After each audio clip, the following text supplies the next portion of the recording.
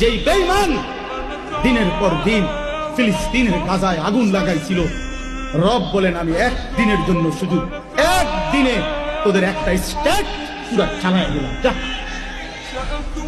পৃথিবীর সবচেয়ে বড় অসভ্যতা, পৃথিবীর সবচেয়ে বড় নষ্টামি, পৃথিবীর সবচেয়ে বেশি যৌনতা, নোংরামি, অশ্লীলতার জন্য খ্যাত যে লস অ্যাঞ্জেলস, হলিউড, পৃথিবীর সবচেয়ে বেশি উলঙ্গপনা, বেহায়াপনা, যেখানে আল্লাহর গজব লাগছে, সেখানে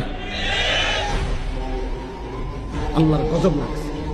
মালিক বলছে দা দিলাম আগুন লাগাই, এবার নিবা, এবার নিবা। শোনেন নাই এটা? পুরা ক্যালিফোর্নিয়া আমেরিকার চলে ছাই হয়ে গেছে, ছাই হয়ে গেছে। হাজার হাজার কোটি কোটি মিলিয়ন ডলারের মালিক আজকে রাস্তার ফকির কুকুরের মতো দৌড়াইতেছে। মালিক ছাড় দেয়, ছেড়ে দেয়,